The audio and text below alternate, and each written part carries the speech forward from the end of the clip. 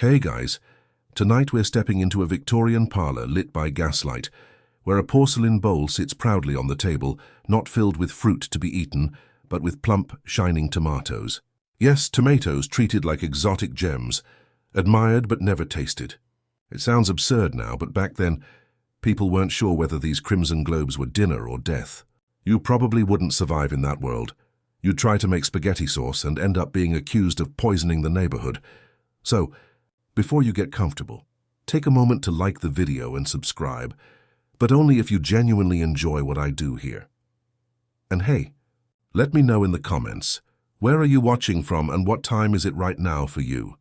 I love knowing who's drifting off with me across the world. Now, dim the lights, maybe turn on a fan for that soft background hum, and let's ease into tonight's journey together. You sit on the edge of a Victorian dining room, the wallpaper patterned with flowers so ornate, they almost look like they're watching you. In the middle of the table, a bowl of tomatoes glows in lamplight, their skins polished until they shine like rubies. You lean closer, half expecting someone to slice one open, but no.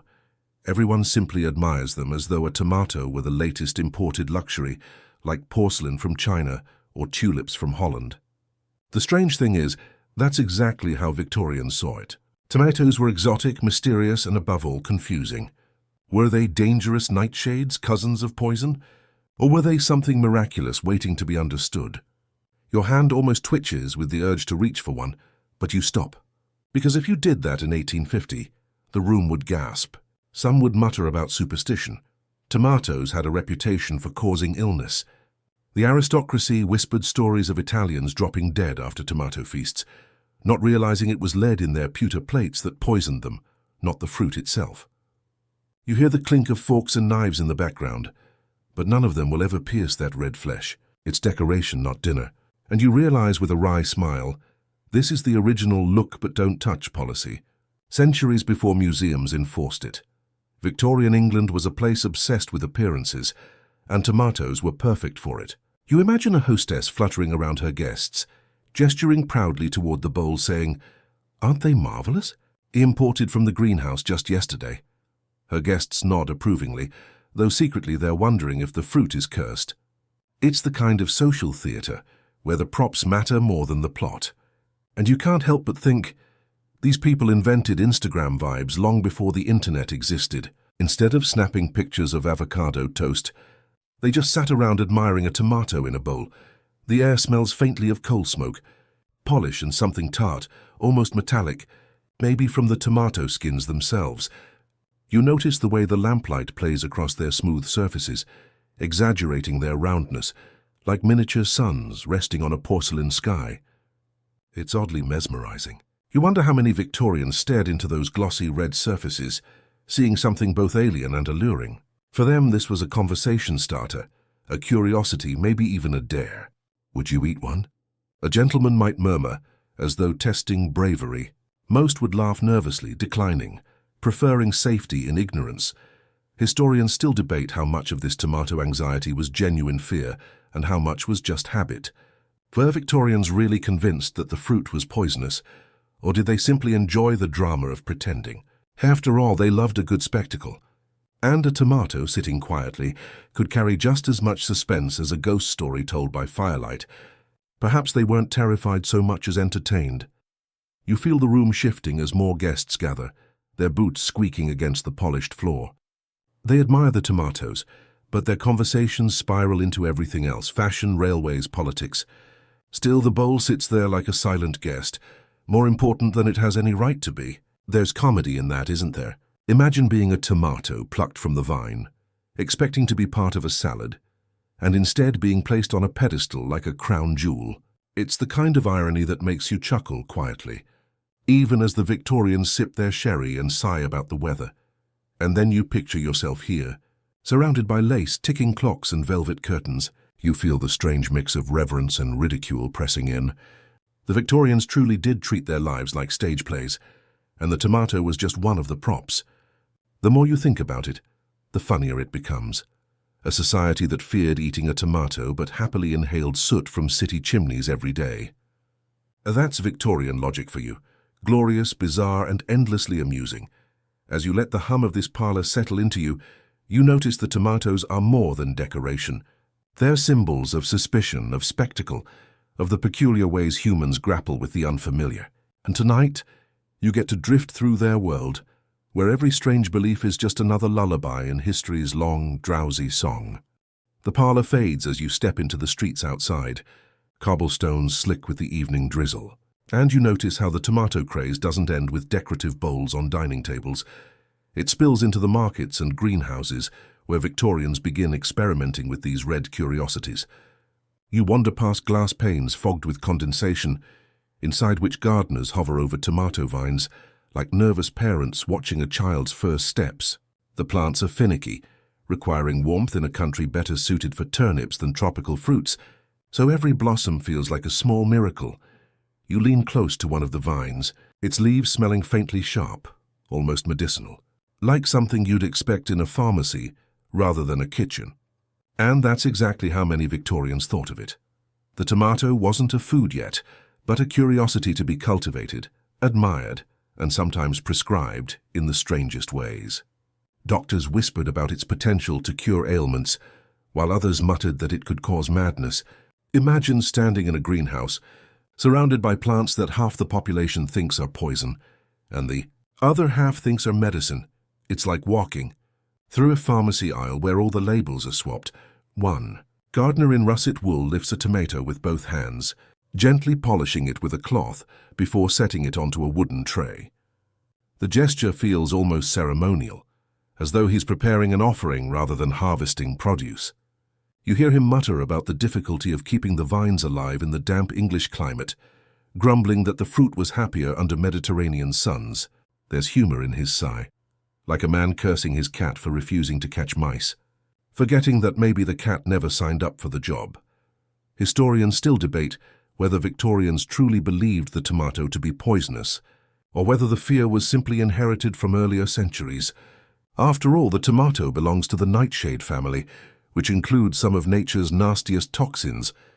You can almost hear the suspicious whispers, "It looks like a deadly berry, so surely it must be one." Logic wasn't always the Victorians' strong suit. They also believed wearing certain colors of clothing could drain your vitality, so distrusting a tomato wasn't too far-fetched. The greenhouse smells of damp earth and coal smoke from the nearby chimneys, an odd blend that clings to your clothes. You notice how the gardeners use willow baskets to transport their prized fruits, each tomato cushioned in straw, as though it might bruise with the slightest touch. They're not serving these at dinner. They're parading them at exhibitions, placing them in competitions where judges squint over size, shape, and color. In Victorian England, a tomato could win you a ribbon, but heaven forbid you actually taste it. And then you stumble upon a curious scene, a lady in indigo silk standing in her conservatory, proudly showing off her tomato plants to her guests. She gestures dramatically toward a vine with 3 plump fruits, her friends gasping, as if they've just seen a diamond necklace. You can't help but laugh quietly. This is produce as performance art. One guest even leans in too close and she swats his hand away, reminding him these are for looking, not touching. It's as if tomatoes were celebrities and everyone was just paparazzi. You catch the flicker of irony here. The Victorians lived in a world of industrial smoke, questionable hygiene, and dubious medical treatments. Remember, these were the same people who thought arsenic made a nice wallpaper pigment, and yet the tomato was the thing that unnerved them most. The juxtaposition is absurd enough to make you grin. If only they could see your kitchen now, with tomatoes tossed casually into salads and sauces. The very idea of decorating with them would make your dinner guests snort into their napkins. Still, in the greenhouse glow you sense the fascination was real. The tomato was a mystery, and Victorians loved mysteries almost as much as they loved control. They displayed the fruit as though taming it, pinning it under glass like a butterfly in a collection. You feel the damp air settle against your skin, hear the creak of wooden benches, and see the red fruit shining against the green leaves, tiny lanterns in the gloom. And just as you're about to leave, a gardener sneezes, loud, sudden spraying droplets perilously close to a tray of tomatoes. Everyone gasps. You imagine a whispered panic. What if he cursed them? What if they're spoiled now? You chuckle softly. The drama of it all makes you realize the Victorians didn't just raise tomatoes. They raised anxieties, watering them daily until they bore fruit of their own. You step back from the damp greenhouse and drift toward the glow of lamplight spilling from a grand Victorian parlour, where the tomato takes on its strangest role yet. Not food, not medicine, but social spectacle. The air hums with chatter and the clink of glassware, the smell of beeswax candles mixing with perfume so thick you could practically chew it. And there on the side tables and mantelpieces, you spot them, arrangements of polished tomatoes, nestled among lace cloths and porcelain figurines, as though they were rare jewels instead of fruits. A hostess in saffron satin swans through the room, pausing every so often to gesture toward her prized decorations. She calls them exotic, whispers to her guests that they come from faraway lands, and insists they bring vitality to the household.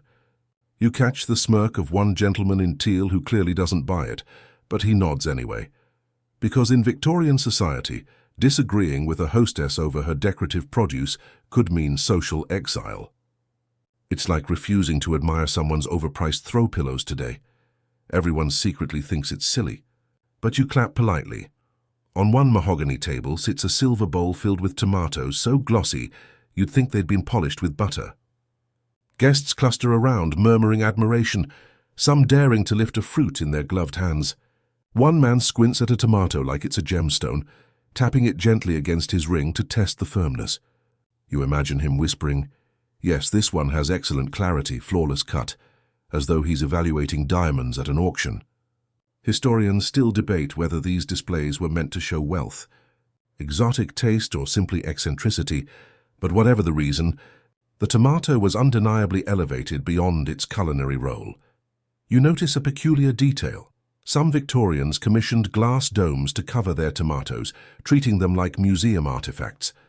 Inside the dome, the fruit glows red against the candlelight, while outside guests lean close, fogging the glass with their curiosity. The effect is equal parts reverent and ridiculous. You can almost hear a butler explaining with solemn dignity, "Please do not touch the tomatoes, they are for display only." And you laugh quietly to yourself, because really, what's the worst that could happen? Someone eats it? The scandal! There's another oddity tucked in the corner of the room. Embroidered cushions featuring tomato motifs, crimson thread stitched into floral patterns. Imagine dozing off against a velvet pillow, proudly displaying a fruit most people refuse to cook. It's decorative devotion at its finest. One guest even jokes, "Perhaps next season we'll embroider cabbages," and you sense the playful absurdity. The Victorians had a knack for turning the mundane into mania, and the tomato was simply their chosen muse for a while. The evening drags on with music from a pianoforte, the tinkling notes mingling with the clatter of spoons on saucers. As laughter swells, you catch snippets of debate. One guest insists tomatoes should remain ornamental, too risky to consume, while another claims his Italian cousin eats them daily and thrives. The argument grows heated until the hostess diffuses it by announcing she's having her tomatoes lacquered, so they'll last longer, as decorations. You nearly choke on the absurdity. Imagine a family heirloom tomato passed down for generations. Ah yes, this one belonged to great-grandmother, still shiny after 50 years. The parlour glitters with firelight, reflections dancing off glassware and polished fruit alike. You feel a strange warmth, not from the hearth, but from the sheer human comedy of it all. The Victorians, with their rigid manners and stiff collars, still found ways to be delightfully ridiculous. Tomatoes became props in a theatre of status, proof that even the simplest object can become extraordinary when society decides to squint at it long enough. And as you ease out of the parlour into the night, you can't help but chuckle. The image of people treating tomatoes like fine china will linger with you, a reminder that history isn't just kings and wars. It's also the little absurdities that make you smile. You leave behind the polished parlour, its glass-domed tomatoes glowing like strange relics, and you find yourself stepping into the warmth of a Victorian kitchen. The air is heavy with the smell of coal smoke and damp stone, laced with the faint sweetness of something simmering on the stove. Here the tomato makes its nervous debut as food, though no one seems entirely sure if they're cooking a meal or courting disaster. You watch a cook in russet wool lean over a bubbling pot, holding a single tomato with tongs as though it might explode. Her face twists in concentration, muttering that Italians eat these daily and somehow live long enough to sing about it. She slices the fruit carefully, drops it into the broth, and then steps back as though expecting a small chemical reaction. You can almost imagine her shouting, "Clear the room!" "It's in!" The apprentices glance at one another nervously, exchanging looks that suggest they'd rather eat boiled leather than risk this new ingredient. The Victorians had long believed tomatoes might be poisonous, partly because of their resemblance to deadly nightshade. Some diners swore the acidic fruit leached lead from pewter plates, leading to mysterious illnesses. Historians still debate whether these fears had real merit, or whether it was all a perfect storm of coincidence and superstition. Either way, the tomato had a branding problem. It wasn't food, it was a gamble. On the kitchen table sits a recipe book, its pages spotted with grease, containing the earliest English instructions for tomato sauce. The handwriting curls elegantly across the parchment. To prepare, stew the fruit with onions and spice, serve over mutton. You notice a marginal note scrawled beside it.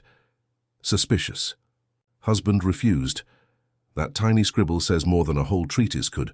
One family's experiment in culinary bravery, rejected outright by a man too stubborn to taste.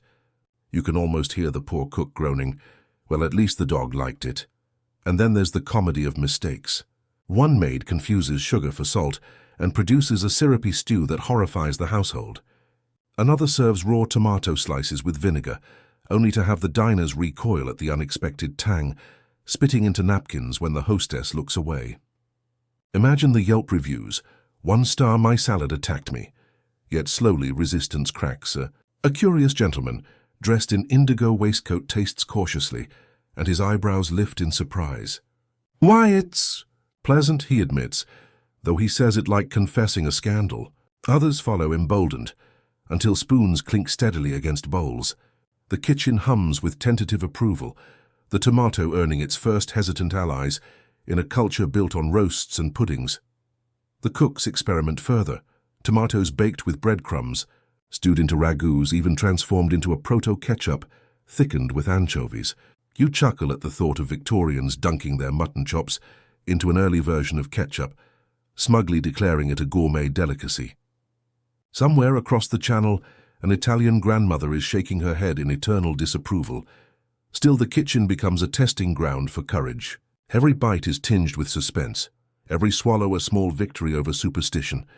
You lean against the cool stone wall, watching the scene unfold, feeling the warmth of both the hearth and the slow shift in belief.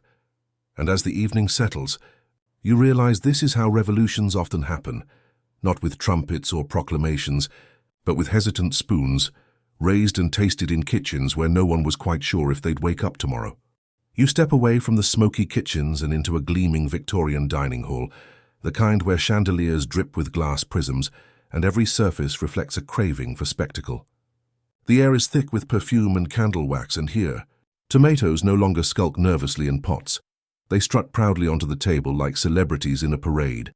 You notice them first in the centerpiece, an elaborate glass bowl piled high with scarlet globes, polished until they shine like jewels. A butler in teal livery adjusts the arrangement, as though placing rubies on velvet. You hear a guest murmur, "Exquisite," though she's clearly never considered eating one. In this room, tomatoes are decoration first, food second, if at all. The Victorians adored a good spectacle, and nothing said "I'm fashionable" like casually surrounding your roast pheasant with something half the town still considered toxic. One lady in russet satin leans forward, fingering a tomato with her gloved hand before setting it back down quickly, like touching it too long might stain her reputation. Across from her, a gentleman in saffron cravat jokes that the fruit looks like a bishop's nose, only more dangerous. Everyone laughs politely, their giggles muffled behind napkins, as if the tomato itself were in on the joke. Historians still debate whether these displays were genuine attempts to normalize the fruit or simply another layer of Victorian one-upmanship. Was it about bravery, or was it about showing off that you could afford exotic produce no one else dared to touch? The truth probably sits somewhere in between, equal parts peer pressure and peacocking. The meal itself unfolds like theatre.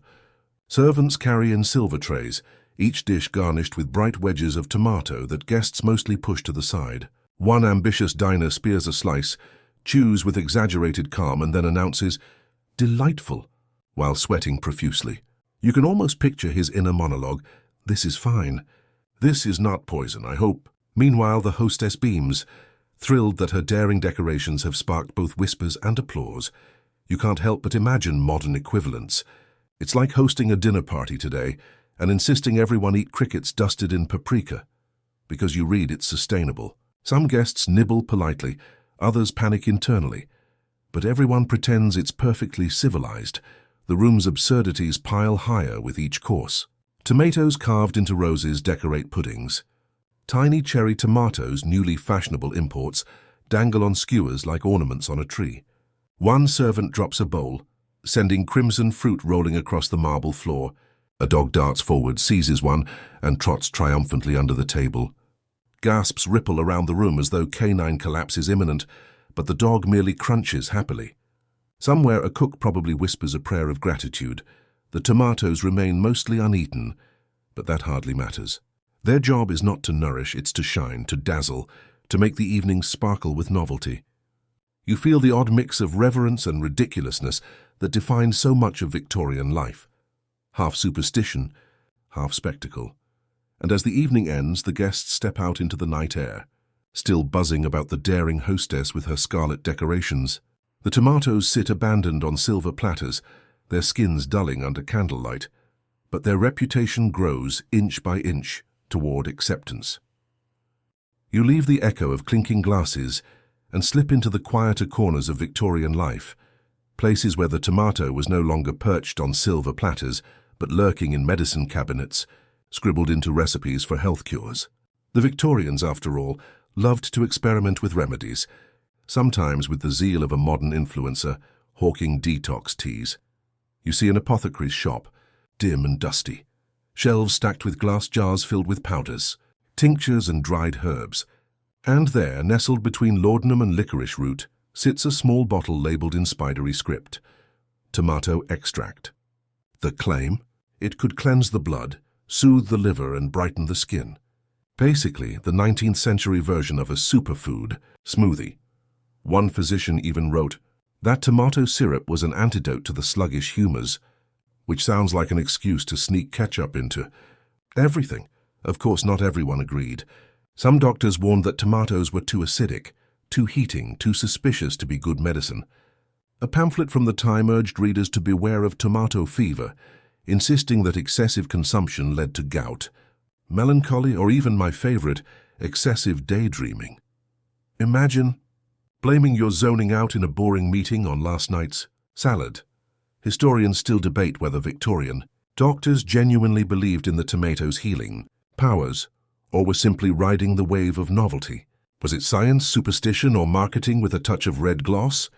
The answer predictably lies somewhere in the messy middle.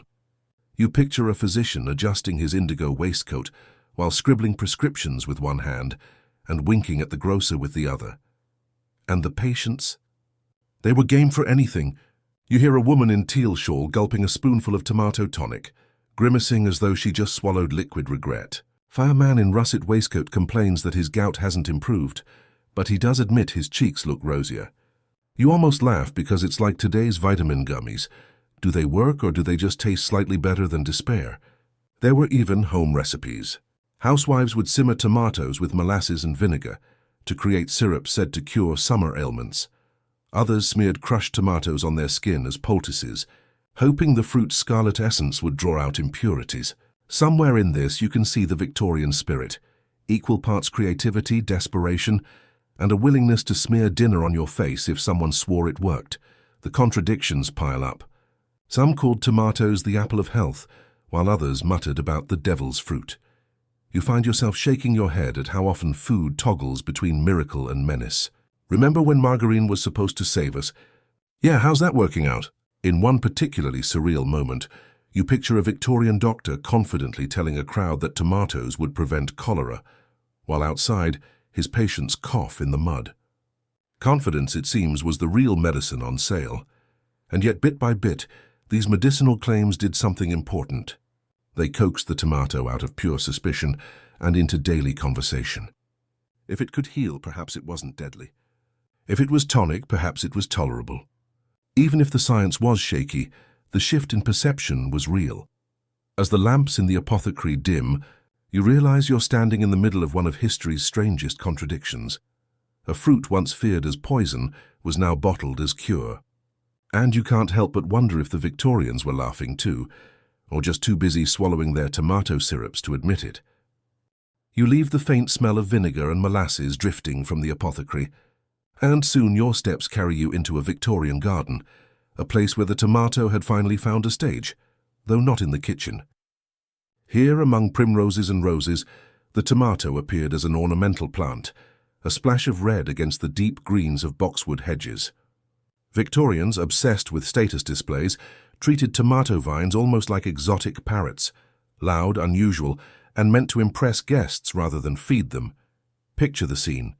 A lady in a saffron gown ushers her friends into the garden, waving toward a trellis where plump scarlet fruits dangle like ornaments on a Christmas tree. She doesn't dare eat them, of course. Instead, she praises their brilliance the way they gleam in the sunlight, as if nature had sprinkled rubies on the vine. Her guests nod approvingly, the way you nod when a neighbor shows you their overpriced lawn decorations.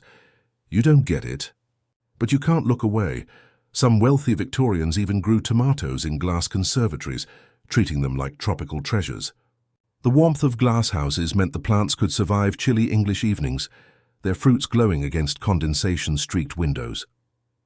Garden manuals of the time instructed owners to display the tomato with boldness, while warning against tasting them, just in case. Imagine the contradiction. A greenhouse filled with fruit and everyone tiptoeing around it like they were strolling through a gallery. Of course, children couldn't resist. You can almost see a boy in a russet waistcoat sneaking a bite, only to be scolded by his mother, who whispers dire warnings about ruining his constitution. Meanwhile, gardeners chuckled in private, nibbling here and there, realizing the fruit wasn't the deadly nightshade cousin everyone feared. Knowledge spread slowly, vine to vine, nibble to nibble. Historians still debate whether this ornamental phase was a stepping stone to culinary acceptance or simply another quirk of Victorian display culture. Were tomatoes truly appreciated as living jewels, or were they simply convenient props in the grand theatre of gardens? Some argue it was about aesthetics. Others see it as cautious curiosity. And let's be honest, Victorians loved to show off. If Instagram had existed back then, you'd be scrolling past sepia-toned photos captioned, "New tomato trellis, use blessed garden goals." You almost laugh at how little changes. There's humor even in the etiquette. Guests complimented the sheen of tomatoes, but never dared ask for a taste. It's the equivalent of admiring a friend's brand new gaming console while knowing you'll never get to hold the controller. As twilight deepens, you notice the tomatoes glowing faintly, lantern-like in the dusk. They sway gently in the breeze, a reminder that even feared fruits can find a way to charm. What was once poison had become decoration, and in that quiet transformation, the tomato edged closer to the dinner plate, though the Victorians didn't quite know it yet. You move from the gardens back into the kitchens of Victorian homes, and here the tomato finally begins to peek timidly into recipes, though always with the caution of a cat testing cold water. Cookbooks of the mid-19th century start slipping in references, a source of tomato, boiled and strained, but the instructions are wrapped in warnings, as if the fruit might still lunge out of the pot and bite the cook. Imagine a housemaid in a teal apron hovering over a bubbling pot, the sharp tang of tomatoes mingling with onions and herbs. She frowns as if stirring dynamite, glancing nervously at her mistress who insists the recipe came from France. French cooks had been happily spooning tomato sauces over meats for decades, and the Victorians, enamored with anything continental, decided perhaps they could dip a toe into this foreign flavor, so long as it was hidden under beef or drowned in sugar, but acceptance was slow. Some believed tomatoes were best boiled to death, reduced until their identity dissolved into red mush. Others insisted the fruit should be eaten only with copious vinegar, as if pickling away its supposed dangers. You can almost hear the collective Victorian sigh of relief. If it's acidic enough to strip paint, surely it's safe. One curious fact, certain recipe books advised pairing tomatoes with oysters, claiming the acid balanced the brine. Picture a lavish dinner table, silver platters gleaming, oysters on the half shell, and beside them a tiny bowl of tomato relish. Guests murmured politely, poking at it with cautious forks. wondering if they were participating in culinary progress or simply inviting indigestion. And yes, historians still debate how widespread these tomato experiments really were. Were most Victorians secretly sneaking bites of tomato pie, or were they rolling their eyes at aristocrats trying to be trendy? The evidence is murky, a bit like a soup made without enough straining. Of course, humor lurked even here. One satirical column joked that tomatoes should only be served to those whose wills are already signed. Another suggested tomatoes could be painted onto bread instead of spread, saving everyone the bother of eating them. It's the 19th century version of a meme, mocking a food trend before it even catches on. Yet despite the mockery, recipes kept appearing. Housewives discovered tomatoes thickened soups nicely, that they added color to otherwise beige stews, and that, though no one admitted it too loudly, they tasted good. Little by little, the fruit that once adorned gardens like baubles found its way into kitchen pans, simmering with garlic slipping into pies, resting quietly on tables. You can almost feel the shift, subtle but unstoppable. Like a guest who shows up just for a minute and somehow stays for dinner, the tomato was becoming unavoidable. From decoration to condiment, it was creeping toward its destiny. You step away from the cautious kitchens of private homes and into the noisy bustle of Victorian restaurants, where tomatoes start making their daring public debut. Picture a dining hall lit by gas lamps, the air thick with coal smoke and the clatter of forks. Waiters in russet waistcoats rushing between tables with trays piled high. On those trays, almost absurdly, sits a dish featuring tomatoes, not as garnish, but as part of the main attraction.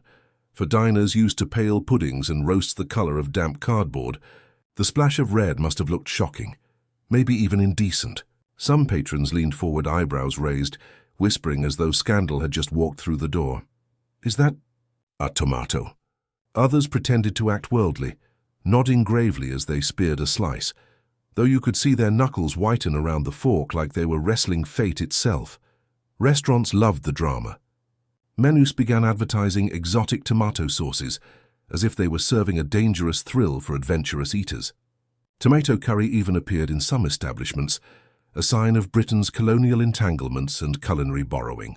You imagine a stiff Victorian gentleman sweating politely as he tasted the tang, muttering something like, "spicy," but invigorating, while silently questioning his life choices. A strange little truth, some eateries served tomatoes raw, simply sliced and sprinkled with sugar. Yes, sugar. The fruit had to be tamed into dessert territory, disguised as if it were a strawberry's odd cousin who wandered in by mistake. People spooned it cautiously, convincing themselves it was refined. Historians still debate whether diners actually enjoyed it or merely tolerated it as a fashionable oddity, and yet humor found its way even here. One cartoon mocked a dinner guest who mistook a tomato for a candied apple, biting into it, only to spray seeds across the table. Another columnist joked that restaurants used tomatoes not for flavor, but to distract customers from noticing how small the meat portions had become. You can almost hear the waiter sighing, "Yes, sir, that is your beef." Hiding bravely under all that sauce, still the seed was planted, literally and figuratively. The tomato, once locked away as suspicious garden jewelry, was now on public plates. It had become part of dining theater, a showpiece of daring menus and whispered curiosity. Each restaurant that served it helped normalize the fruit, one hesitant bite at a time. And you realize, much like any fad today, from avocado toast to rainbow lattes, the tomato needed its stage moment. The Victorians didn't embrace it overnight, but little by little, tomato dishes became less shocking and more expected. You leave the restaurant clatter behind and step into a quieter, stranger corner of Victorian life, the apothecary's shop. The air is thick with camphor and vinegar, rows of glass jars glowing faintly in the lamplight, their labels cramped with Latin names. Somewhere between the licorice root and the bottles of cod liver oil, the tomato sneaks in, not as food but as medicine. Victorian apothecaries loved to experiment, often with the enthusiasm of children mixing potions in the backyard. To them, tomatoes weren't just a garnish. They were a possible cure for constipation, indigestion, and even melancholia. Yes, if your spirits were low, some earnest pharmacist might recommend a spoonful of tomato pulp, as though ketchup were Prozac. You can almost hear the muttered encouragement. "Cheer up, old chap. Take 2 tomatoes and call me in the morning." And it wasn't just apothecaries. Medical journals of the time featured heated debates over whether tomatoes acted as stimulants or sedatives. Some insisted they invigorated the blood. Others argued they cooled the passions, making them a handy dietary tool for quelling unruly desires. Imagine being told that a tomato salad might keep you from making regrettable decisions at the dance hall. Historians still debate how much of this was earnest science and how much was moral policing disguised as dietary advice. There was even a strange American export that caught Victorian eyes. Tomato pills. Yes, actual pills marketed as panaceas, promising to cure everything from indigestion to biliousness. Advertisements boasted about their natural vegetable power, though skeptics grumbled they were little more than dried tomato powder in fancy packaging. The idea of a tomato tablet feels almost comic, like swallowing a salad without the dressing, but there's something endearing in the sincerity. Victorians genuinely wanted to harness tomatoes for more than decoration, to turn suspicion into remedy. It reflects a broader truth. In an age of rapid industrial change, people grasped at any natural anchor they could find. If a tomato could be medicine, maybe the world wasn't spinning out of control after all. Of course, humor lurked in the contradictions. One satirist joked that tomato pills were so effective they made you forget what you were sick with in the first place. Another quipped that taking too many left you red-faced, which frankly might just have been embarrassment. And yet patients bought them anyway, proof that hope is often more powerful than evidence. As you glance back at the rows of jars, you realize the tomato's journey wasn't just culinary, it was philosophical. It blurred the line between food and medicine, poison and cure, decoration and necessity. The Victorians may not have fully understood what they were swallowing, but they were determined to find meaning in every bite. You step out of the apothecary's shop, the scent of vinegar still clinging to your nose, and drift toward a Victorian parlor, where the tomato, improbably, has transformed again, this time into art. Imagine a room dimly lit by gas lamps, walls heavy with patterned wallpaper, and in the middle, a polished mahogany sideboard proudly displaying a bowl of decorative tomatoes. Yes, Victorians sometimes used tomatoes not for eating or curing, but for showing off. They painted them into still life canvases, embroidered them onto cushions, and even commissioned delicate porcelain imitations to sit on mantels. To them, the tomato's glossy red skin and neat green crown were the very picture of exotic luxury. It was like having a little ruby from the garden, a splash of the foreign turned into fashionable decor. You can almost picture a guest leaning in. "Oh my, how realistic. Is that real?" Followed by a nervous laugh when they realized it wasn't. It wasn't just art, though. Seed catalogs began to print illustrations of tomatoes, so lush and exaggerated, they resembled jewels more than vegetables. Some families clipped these images and pinned them like posters, treating the tomato as a badge of sophistication. It's as if the tomato was moonlighting as a celebrity, showing up in glossy portraits long before it made its way onto dinner plates. Historians still debate how widespread this ornamental trend really was. Was it a genuine craze among the middle class, or more of a novelty for collectors and enthusiasts? Either way, the evidence remains in curious artifacts, embroidered tablecloths, china sets, even stained glass window panels where tomatoes gleam alongside roses and lilies. You half expect someone to have proposed tomato-shaped jewelry, though thankfully fashion spared us that particular indignity. There's a kind of humor in it too. Imagine saving up your hard-earned money, not for a painting of a noble ancestor, but for an oil canvas of a tomato. It's the 19th century version of putting up motivational posters of cats, charming, a little absurd, but undeniably comforting, and in a way, you can see why they did it. The tomato's red glow brightened dark interiors, its shape reminded people of fertility and abundance, and its strangeness hinted at travel and discovery. Decorating with tomatoes was less about vegetables and more about imagination, about turning something ordinary into a symbol of possibility. You picture yourself sitting in that parlor, the fire crackling, lace curtains trembling in a draught, and on the table beside you, a bowl of shiny tomatoes gleaming in the flickering light, not to eat, not to cure, just to remind you that beauty sometimes hides in the simplest shapes. You linger in that parlor, the embroidered tomatoes stitched into fabric catching the glow of the lamp. And then you notice something stranger. Those same fruits whisper their way into Victorian superstition. For a society obsessed with omens, charms, and the hidden meanings of objects, the tomato was ripe, pun intended, for mystical promotion. Some Victorians believed placing a tomato on the mantel could ward off evil spirits, as though a plump piece of produce had the same authority as holy water.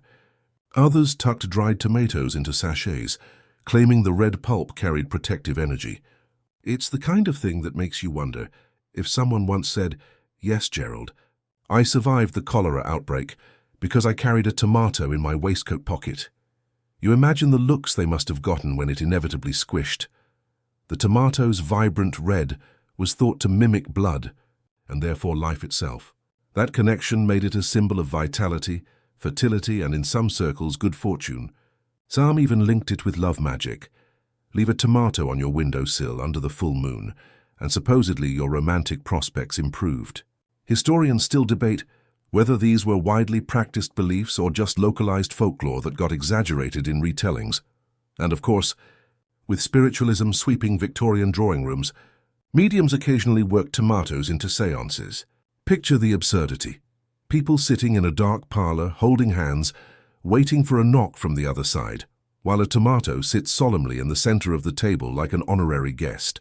It's less terrifying than a Ouija board, but definitely squishier. You can't help but chuckle at the earnestness of it all. The same society that engineered railways and fine-tuned clocks was also convinced that a tomato could double as a talisman. It's like building a steam engine, and then crossing your fingers that a fruit on your shelf keeps the ghosts away. Yet there's a tenderness hidden in the absurdity. These beliefs reveal how Victorians grappled with uncertainty, clinging to whatever symbols gave them comfort. In a world where illness and misfortune loomed, why not trust in the round, glowing reassurance of a tomato? It was both silly and sincere, a reminder that humans will always weave magic into the mundane. As you lean back into the soft hum of the past, you see the tomato not just as a fruit or a decoration, but as a little vessel of Victorian hope, ripe with meaning, heavy with superstition, and sitting patiently on a mantel, waiting to keep the night's shadows at bay. You shift from the parlor where tomatoes sit like charms and step into the quiet world of Victorian literature, where even poets and novelists couldn't resist giving this fruit its peculiar cameo. Writers were notorious for attaching meaning to objects, roses for romance, lilies for purity, and sometimes in the more eccentric corners, tomatoes crept onto the page. One poet compared the fullness of a tomato to the flush of a maiden's cheek, which might sound charming until you realize he was essentially wooing someone with vegetable metaphors. Imagine reading a love letter that says, "Your beauty rivals the ripest tomato." Romantic? Perhaps not. Memorable? Absolutely. Historians still debate whether such comparisons were meant earnestly or with a wink. Though given Victorian humor, both are possible. Novelists, too, found them handy symbols.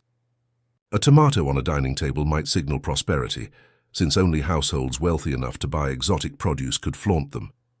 In some serialized stories, the tomato appeared almost as shorthand for modernity, a sign that you were living in a house that kept up with fashionable foods. It's a bit like a modern author casually mentioning an iPhone, just to show the characters are with the times. Even children's literature occasionally slipped in tomato imagery. Picture a Victorian picture book showing bright scarlet fruits alongside rhymes about gardens and seasonal harvests. Some educators thought their vivid color could capture children's attention better than dull bread or potatoes. It's almost like using emojis in print, bold, simple, and immediately understood. There were also satirical uses. Humorists poked fun at the fruit's sudden rise, writing mock-serious essays on how a tomato could symbolize passion one moment and indigestion the next. That duality gave it comic potential, much like we joke about avocados today. Half symbol of health, half symbol of financial ruin, and then there were whispers in private letters. Some Victorians hinted that gifting a tomato was a cheeky token of desire, the roundness and red hue hinting at less innocent associations. Whether these were inside jokes or genuine flirtations, historians still argue. What's clear is that tomatoes slipped beyond the kitchen and into the realm of language, symbolism, and sly metaphor. You can almost hear a Victorian reader sighing over their penny magazine, stumbling across a tomato reference and chuckling softly, wondering if the author meant fruit, fortune, or flirtation. The tomato, in ink and rhyme, became not just food or decor, but a linguistic chameleon ready to carry whatever meaning the moment required. You wander now into the garden paths of Victorian estates, where tomatoes were not simply tucked away in vegetable patches, but arranged like celebrities on display. Wealthy families prided themselves on cultivating the rare and the exotic, and a tomato plant heavy with glossy red fruit was as much a status symbol as a conservatory filled with orchids. You stroll past wrought iron gates and find rows of carefully pruned tomato vines staked neatly, each one treated with more care than some children received in that era. Gardeners worked tirelessly to coax the fruit into perfection, sometimes even polishing tomatoes until they shone like lacquered ornaments. They weren't just for eating, they were for showing off. Guests walking through these gardens would murmur politely about the size and color of the fruit, much as one might today admire someone's new car parked in the driveway. The underlying message was clear. This household had the money, the connections, and the skill to bring such exotic bounty into their own backyard. What's fascinating is how tomato competitions became part of horticultural societies. Prize tomatoes were judged not only for flavor, but for symmetry, weight, and skin as flawless as porcelain. One can imagine Victorian judges leaning solemnly over tables, whispering serious remarks about the elegance of its contour. It's comical now, but in that age, this was prestige horticulture. Historians still debate whether these contests helped normalize the tomato as a respectable crop, or if they were simply another eccentric indulgence of the upper classes. The eccentricity extended further. Some Victorians crafted entire garden parties around the presence of tomatoes. Imagine strolling in lace gloves, sipping watered-down punch, and then gasping at a grand unveiling of a tomato plant, draped with ribbons. It sounds absurd. But in an age obsessed with spectacle, anything that could turn into theatre, even produce, was fair game. There were practical gardeners, too. For them, tomatoes represented a frontier of horticultural experimentation. They tinkered with soil mixtures, debated the right fertilizers, and argued about pruning techniques. Each new method promised bigger, redder fruit, bragging rights in both kitchen and garden. One curious fact: some Victorians swore by fish guts as fertilizer, believing the extra richness would create more luscious tomatoes. You can almost hear the complaints of neighbors wondering why their gardens smelled like a fish market. And yet, beyond the extravagance and the odd smells, there was a sense of pride in coaxing this once suspect fruit into English soil. To nurture something exotic until it thrived was like taming a wild idea, proving that even foreign imports could be domesticated into the rhythm of British life. As you pause in these gardens, the sun slanting across orderly hedges, you can almost feel the tension between beauty and absurdity, between the tomato as a genuine triumph of cultivation and as a peculiar object of obsession.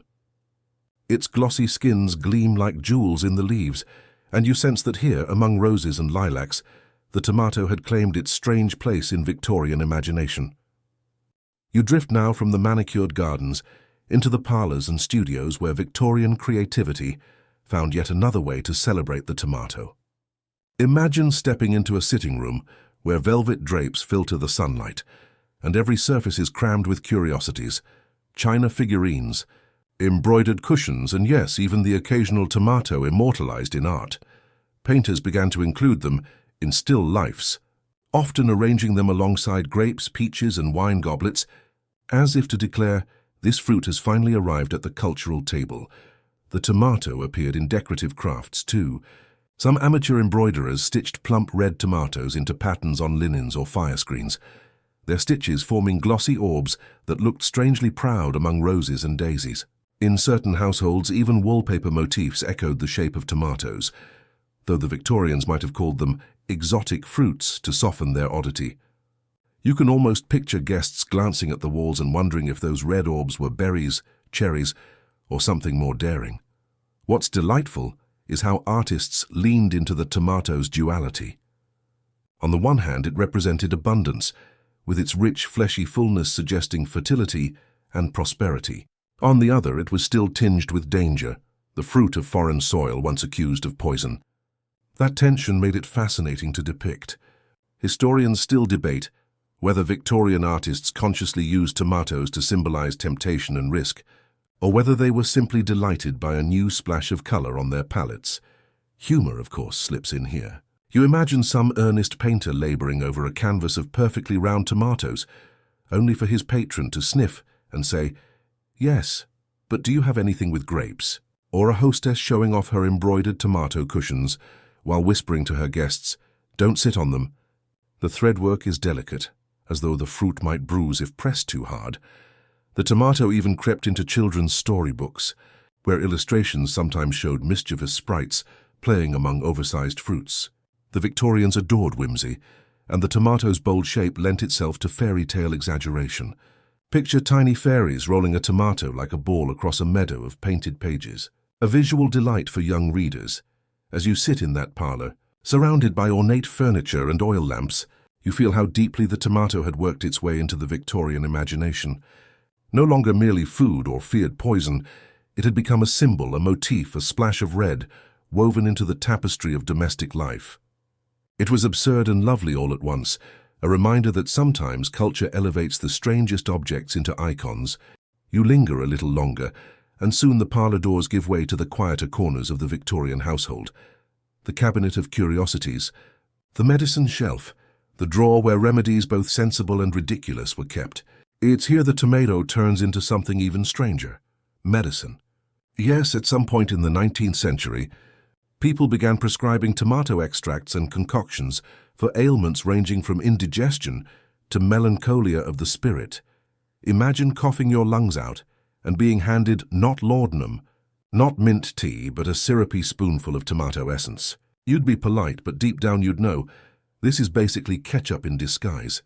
Doctors and quacks alike promoted tomatoes as purifiers of the blood. A few pamphlets went so far as to call them nature's own tonic, for everything from gout to lethargy. The tomato was believed to stimulate the liver, a phrase that sounds vaguely terrifying if you picture a tomato tapping an organ with a conductor's baton. Some Victorians even mashed raw tomatoes into poultices, pressing the pulp against sore skin as though red juice could coax out pain.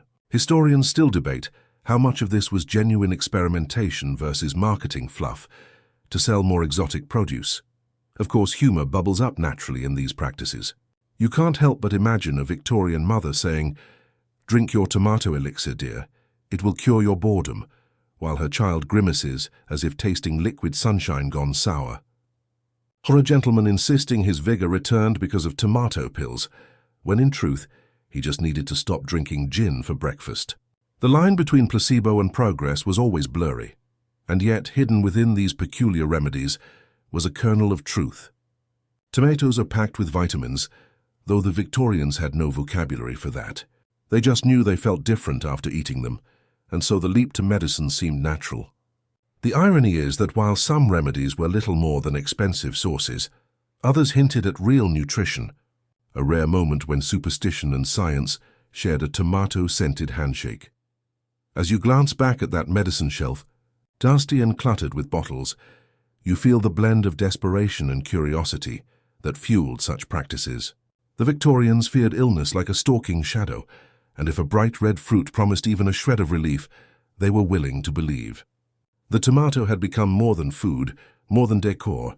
It was now a cure, however dubious, wrapped in pulp and faith. You drift into a velvet-draped theatre, its chandeliers glowing faintly, and here the tomato takes on an even stranger role, on stage. By the mid to late Victorian era, tomatoes had gained such notoriety that they became props, symbols, and sometimes the star of the show. Actors clutched papier-mâché replicas, tossing them as comedic fodder, while satirists referenced the fruit in skits lampooning the fads of the day. Imagine a straight-faced Victorian gentleman delivering Shakespeare only to be interrupted by a clown juggling scarlet tomatoes, their painted skins gleaming under gaslight. That was entertainment, apparently. Crowds played their part too. When displeased, audiences hurled produce at the stage, tomatoes included. What began as a culinary oddity thus became a shorthand for mockery. To be pelted with a tomato wasn't just messy. It was a public declaration that your performance belonged in the gutter. Historians still debate whether Victorian theatres truly saw as many tomato-throwing incidents as legend claims, or if later generations exaggerated the fruit's role in audience revolt. Either way, the image has stuck, a red splat as a symbol of failure. The humor here practically writes itself. You picture some earnest actor, practicing Hamlet's soliloquy for weeks, only to be cut short by a tomato sliding down his cheek like a tragic tear, or the poor stagehand sweeping up seeds while muttering, "Another night, another salad on the floor." The absurdity is irresistible, and in its own way, the tomato became as much a performer as the actors themselves. At the same time, the fruit carried a sharper edge in satire. Political cartoons of the era sometimes depicted unpopular leaders surrounded by a hail of tomatoes, each one a shorthand for public disdain. A bright red fruit that once adorned parlors and pharmacies had now transformed into an emblem of ridicule, splashed across broadsheets and playbills, and yet, beneath the humor, there's a curious continuity. The tomato had always been about more than food. It was a mirror reflecting Victorian anxieties, fashions, and frustrations. On stage, it became both prop and weapon, joke and judgment, a fruit that was also a punchline. You settle into your seat, watching imaginary tomatoes arc through the smoky air, and you can't help but smile. Even in failure, the fruit left its mark, staining the boards of history with juice and jest. You find yourself wandering into the crisp air of a Victorian garden, the dawn light stretching across neatly trimmed hedges and orderly rows of experimental plants. Here the tomato is no longer a parlor ornament or stage joke, but a carefully cultivated specimen. Gardeners treated it with both pride and suspicion, publishing manuals that advised on soil mixtures, watering schedules, and even moral warnings, as though too much fondness for tomatoes might corrupt one's character. In these guides, the tomato was often drawn with delicate precision, its vines twisting like embroidery patterns, the fruits glowing like garnets against pale vellum pages. Some gardeners claimed the tomato thrived best in pots placed near warm walls, where sun could coax out its ripening blush.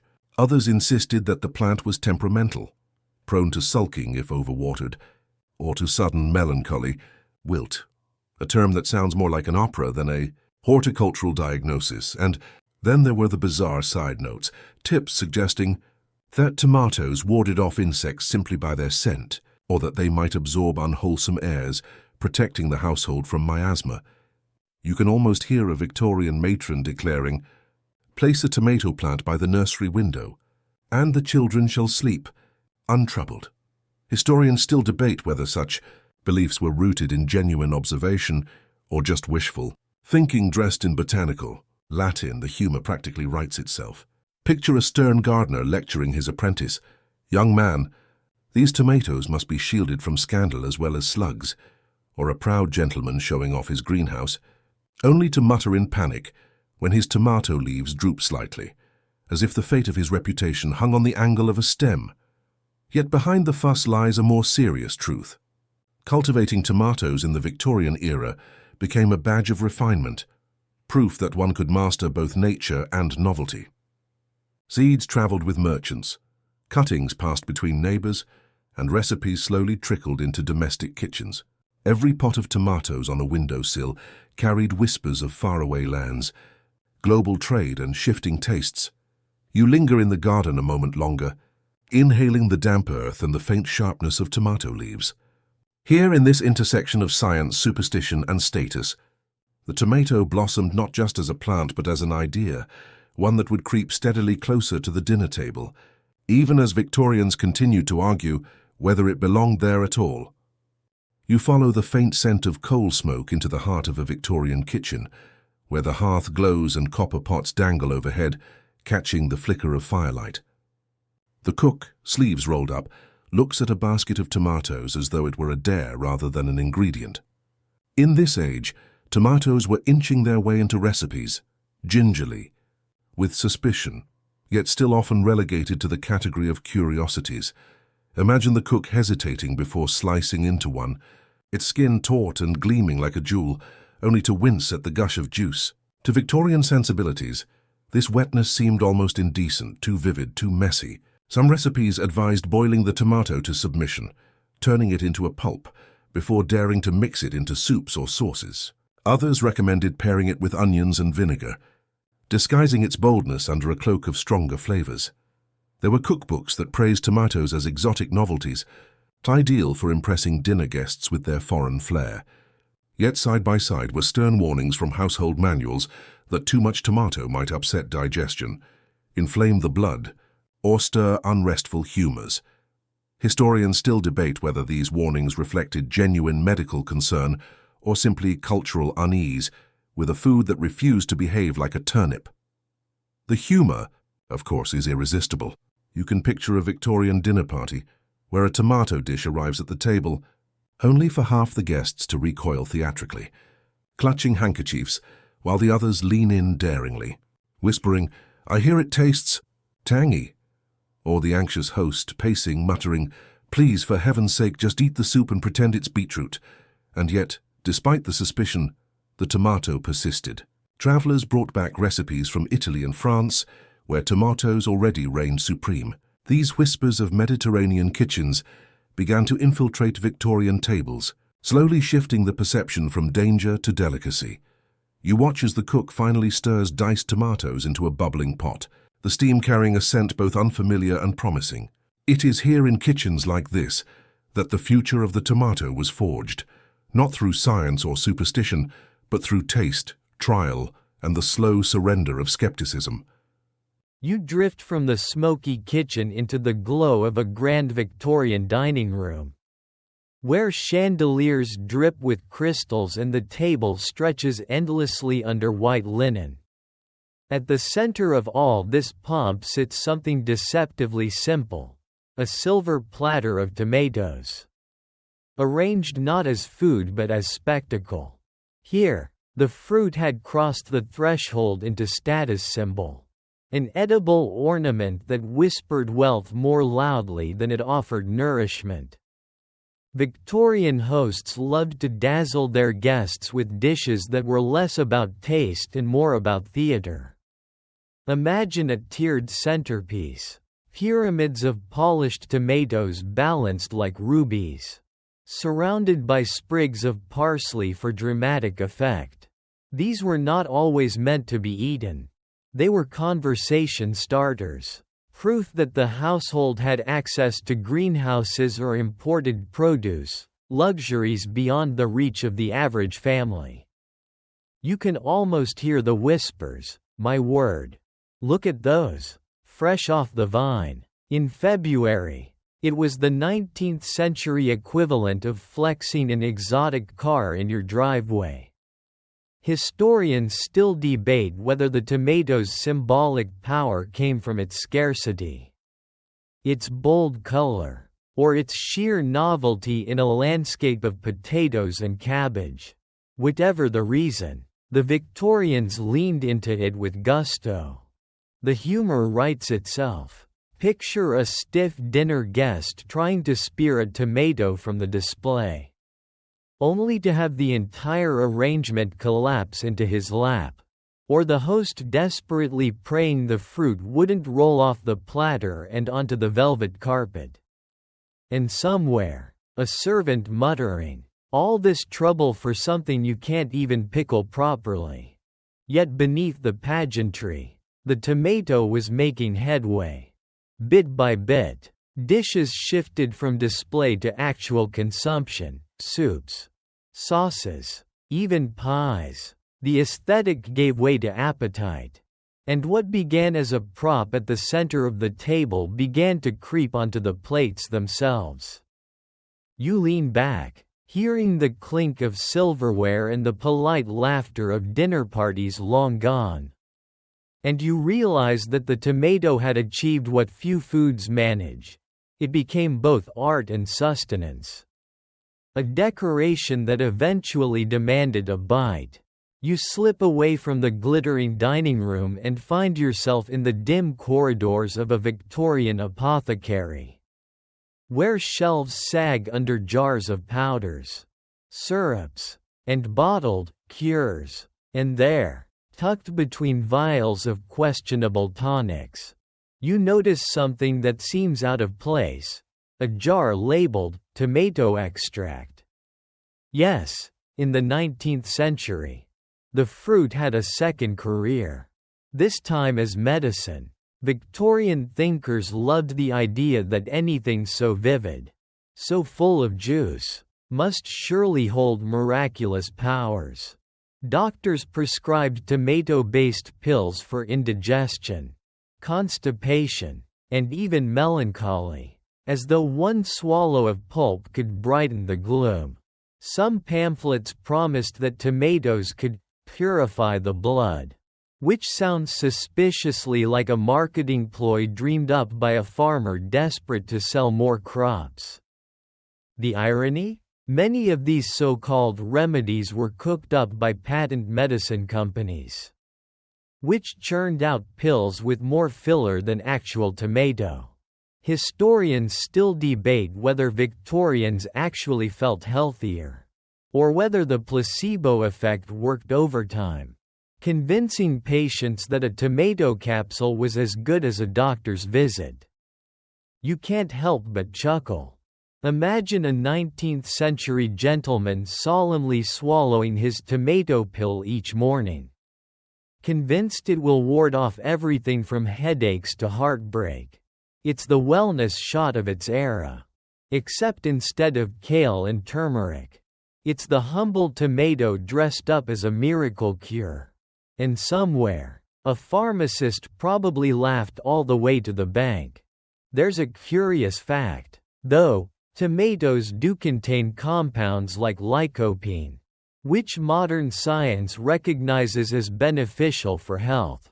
The Victorians didn't know the biochemistry, but perhaps their intuition wasn't entirely wrong. It's one of those delightful intersections of guesswork and accidental truth, where superstition stumbles into science. You picture yourself in that dusty shop. The scent of herbs thick in the air. The clink of glass bottles echoing as customers shuffle in. The tomato, once just a decorative centerpiece, now masquerades as a cure-all, its reputation expanding in unexpected ways. And as you drift past the shelves, you sense the line between medicine and myth blurring in the candlelight. You wander from the apothecary into a parlor where the air smells faintly of coal smoke and beeswax polish. And your gaze lands on a painting framed in heavy gilt. The subject? Not saints. Not kings, tomatoes. Yes, Victorians even invited the fruit into their art and literature, rendering it in oil and ink with the same reverence you'd expect for a vase of roses. Imagine an earnest poet scribbling verses about the crimson globe of summer's bounty, or an illustrator filling the margins of a serialized novel with sketches of trailing vines and plump red fruit. Some even wove the tomato into allegory, casting it as a symbol of temptation, abundance, or the fleeting pleasures of life. Historians still debate whether Victorians truly took these metaphors seriously, or whether it was just another fad that critics rolled their eyes at while secretly enjoying the whimsy.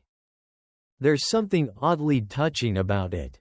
After centuries of suspicion, poison, witchcraft, scandal, the tomato was finally welcomed into imagination itself.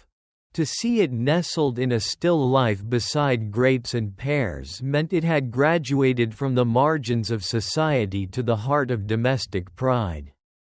A tomato on canvas was not just food, but proof of refinement, a sign that you, too, were part of a world in bloom. You picture the absurdity with a smile. A Victorian family proudly pointing to their new painting of tomatoes, as though it were a portrait of royalty, or a novelist agonizing over whether to describe them as ruby or vermilion. Before deciding, both sounded impressive enough. It's the literary equivalent of an Instagram caption, dramatic, unnecessary, but somehow irresistible. And yet, in this flourish of art and poetry, the tomato found permanence. Not just in the kitchen or on the apothecary shelf, but in the imagination, frozen in brushstrokes and printed lines. Even as fashions shifted and critics scoffed, the image of the tomato lingered, an emblem of something both ordinary and exotic. You lean closer to that painted fruit, the candlelight flickering across its glossy skin, and feel the strange power of an object made more than itself by the stories people tell.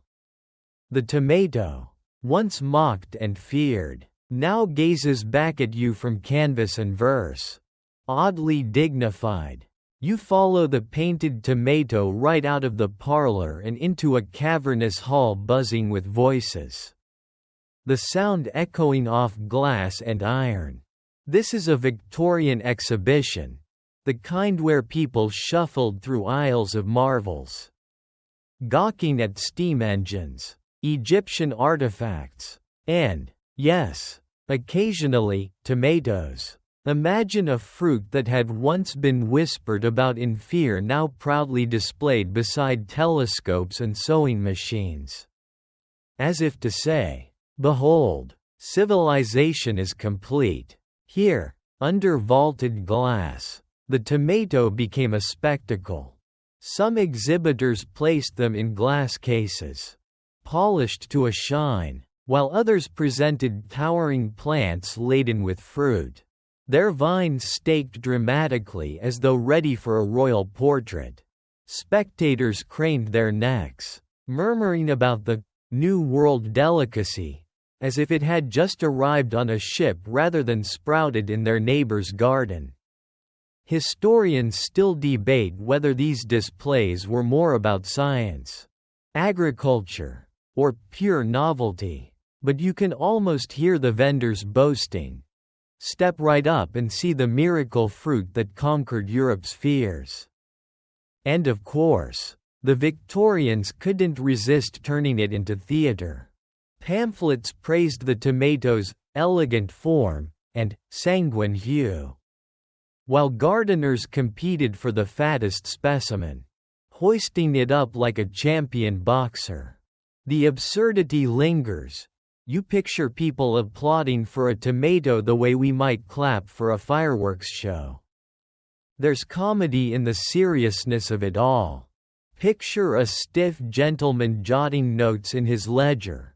Observed tomato, most spherical, worthy of further contemplation. Or a child tugging her mother's sleeve, insisting this crimson globe must surely be a jewel, not a vegetable. The line between science and spectacle blurred, and the tomato basked in the glow of both. Yet behind the pomp, something real was happening. The exhibitions turned the tomato into a public artifact, a shared curiosity that moved it further into respectability. What had been whispered about in kitchens and joked about in poems was now paraded under gaslight, celebrated by crowds. A fruit once hidden in suspicion became a celebrity in its own right. As you leave the hall, the echoes of applause and laughter trail behind you, and you realize that in Victorian England, tomatoes didn't just grow in gardens, they grew in status, climbing trellises of imagination until they were displayed like trophies of progress itself. The clamor of exhibitions and the polite applause for oversized fruit slowly drift away, softening into the quiet of twilight streets. You find yourself walking along a cobbled lane, lamps glowing faintly, the air tinged with smoke and bread. The tomatoes are no longer on parade, no longer perched in crystal bowls or painted onto wallpaper. They've settled back into kitchens, gardens, and ordinary lives. The spectacle fades, leaving behind only whispers of red among the green. You pass a small cottage window, and through the glass you glimpse a woman laying a tomato on the sill, its skin catching the last gold of sunset. She doesn't applaud it or argue about its morality. It's simply there, part of dinner. Part of life. Somehow that feels like the true victory. Not the exhibitions. Not the sermons. Not the painted murals. But the simple acceptance that something once feared could be folded into daily existence. Historians still debate whether the Victorian obsession was rooted in genuine admiration or in their unshakable urge to turn everything into a performance. Maybe both. Maybe the tomato was just another mirror in which Victorians saw their anxieties and aspirations reflected. Round and red and a little ridiculous. But as you breathe in the calm night air, you realize the debates don't matter as much anymore. What matters is that ideas, like fruits, ripen in their own strange time.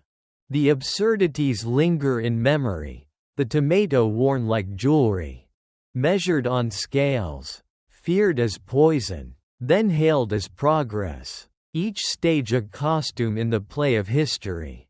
Each act fading until the curtain lowers. And here, as your own eyes grow heavy, the final act arrives not with applause, but with a hush.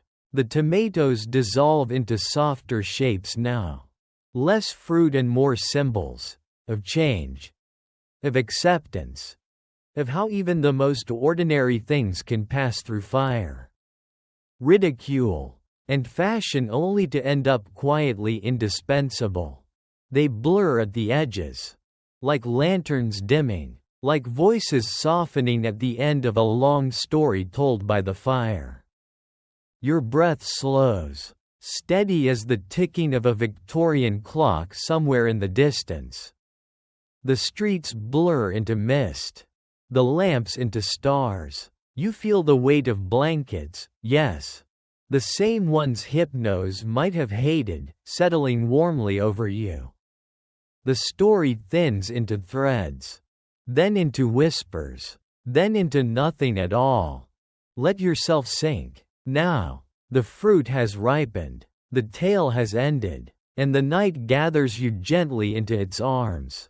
Drift, and rest, and dream.